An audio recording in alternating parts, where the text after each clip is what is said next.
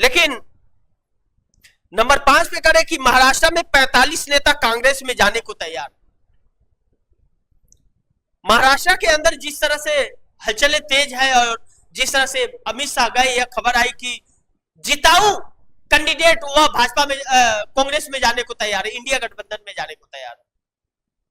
कुछ मंत्री हैं, कुछ विधायक हैं, कुछ सांसद हैं जो इनके साथ नहीं रहना चाहते, क्योंकि इन लोगों का 50 सीटों से ज्यादा आता हुआ ही नजर नहीं आ रहा किसी भी सर्वे में।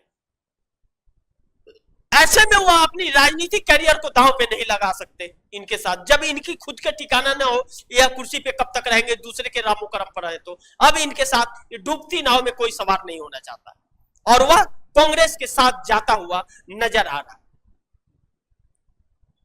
भारतीय जनता पार्टी एक ऐसे पेच में फंस गई है कि भारतीय जनता पार्टी को अब समझ नहीं आ रहा है, यानी कि नरेंद्र मोदी अमित शाह को समझ नहीं आ रहा है। इनकी नींव हिल गई है, घरों में वो दरारें पड़ गई है, पूरी दरारें पड़ गई, टुकड़े टुकड़े दरार पड़ गई है। एक पुश किया तो ढरा करके ताश के पत्तों की तरह भड़भड़ा करके गिर जाएगा। वह फेविक्विक का जोड़ नहीं है, वह गोंद का है, चिपकाया हुआ है। खाली धक्का मारो तो भड़बड़ा करके गिर जाएगा, क्योंकि तोड़ तोड़ करके वह जोड़े गए थे और टूटे हुए जोड़ टूट जाते हैं, क्योंकि वह अपनी मजबूरी में आपके साथ आए थे और अपनी ही मजबूरी में आपके साथ चले जाएंगे। तो जब तक इनके हाथ में ताकत थी या नुकसान और क्षति पहुंचा सकते थे, तब तक वह इनके साथ थे। अब यह इतने कमजोर है कि अब कोई नुकसान उनको नहीं पहुंचा पाएंगे, तो अब वह इनका साथ छोड़ रहे हैं और इनका साथ छोड़ करके वह इंडिया गठबंधन की तरफ जाते हुए नजर आ रहे हैं। नंबर 6 आखिरी पॉइंट्स, हरियाणा निकल गया बीजेपी के हाथ से, कांग्रेस की बनने जा रही है सरकार। अब यह तय हो गया कि हरियाणा के अंदर कांग्रेस को 60 से 65 सीटें कांग्रेस को आ रही है। 60 से 65 सीट कांग्रेस को आ रही है। अब भाजपा यह कोशिश कर रही है कि उसकी सरकार तो बनेगी, लेकिन जितनी कम हो सके सीटें उतनी कम कराने की कोशिश की जा रही है, लेकिन यह पॉसिबिलिटी नहीं आ रही है नजर। कल की रिपोर्ट से यह लगा कि 60 to 65 सीटें आ रही हैं। लेकिन अगर कहीं वोटिंग के दिन पाला पलटा और जिस तरह कल कंगना रनावत ने भी कह दिया कि 3 कृषि कानून सरकार को फिर लाने चाहिए, इससे जो एक और गुस्सा लोगों के अंदर आ गया, तो कहीं ऐसा ना हो कि वो 70, 80, 90 भी पहुंच जाए 90 सीटों में, यह भी संभव है। यानी कि कांग्रेस को भाजपा ही और मजबूत कर रही है, भाजपा ही कांग्रेस को मजबूत कर रही है। मोदी ही राहुल गांधी को प्राइम मिनिस्टर बनाने पर तुले हुए हैं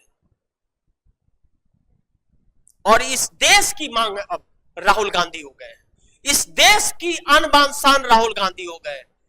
राहुल गांधी के अंदर इस देश के लोग एक उम्मीद की किरण देख रहे हैं। अब मायावती को भी खड़ा किया गया, वह भी बहुत बढ़ चढ़ करके मोदी जी का वो लेकर के चल रही है एजेंडा। आजकल मोदी जी से बड़ी लगाव हो गया है। राहुल गांधी आरक्षण विरोधी है अब कहने लगी है।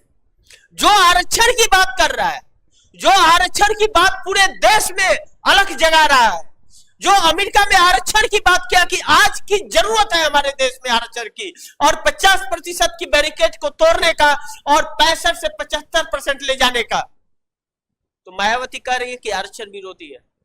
मायावती ने कहीं इंटरव्यू दिया क्या इसको लेकर के, कोई प्रेस वार्ता? वह तो चिट्ठी एक पढ़ देती है या ट्वीट कर देती है।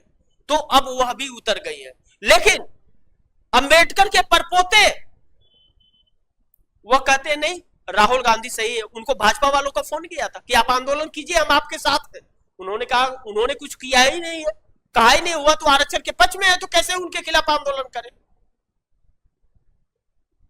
भाजपा को हर जगह मुंह की खानी पड़ रही है, अपने ही जाल में अपने ही फंसते जा रहे हैं। ऐसा उलझा दिया है राहुल गांधी ने भारतीय जनता पार्टी को। कभी इन लोगों ने ऐसा सोचा भी नहीं था कि ऐसा हो जाएगा। हरियाणा के अंदर विनेश फोगाट के साथ जो बर्बरता हुई, जो जंतर मंतर पर उन्हें घसीटा गया, जिस दिन नए पार्लियामेंट का उद्घाटन हो रहा है उस दिन बेटी को वहां घसीटा जा रहा है, और उस पार्लियामेंट में पहला बिल महिला आरक्षण का आया और उसी महिला को घसीट रहे हैं, और राष्ट्रपति को नहीं बुलाते हैं क्योंकि वह आदिवासी समाज से आती है। बाकी लोग आते हैं लेकिन नहीं, उन्हें नहीं बता कितना जात पात है। और कहती है भाजपा की आदिवासी को मैंने राष्ट्रपति बनाया है। कोई एक ऐसा बयान आज तक राष्ट्रपति का आया जो इस देश के हित में हो या किसी युवा के पीड़ा के ऊपर? पश्चिम बंगाल से बड़ी पीड़ा पहुंची थी महामहिम को, लेकिन मणिपुर से पीड़ा नहीं पहुंची, महाराष्ट्र से पीड़ा नहीं पहुंची, उत्तर प्रदेश उत्तराखंड से पीड़ा नहीं पहुंची। इसलिए तकलीफ होता है कि वह एक तरफा है, वह देश की नहीं, जबकि राष्ट्रपति देश की बात सोचता है, प्रधानमंत्री देश की बात सोचता है, लेकिन पहला प्रधानमंत्री जो अपना और उद्योगपति का सोचता है और किसी का भी वह नहीं सोचता। और हरियाणा के अंदर जिस तरह किसानों के साथ बर्बरता की गई, अब वही किसान हिसाब चुकता कर रहे हैं।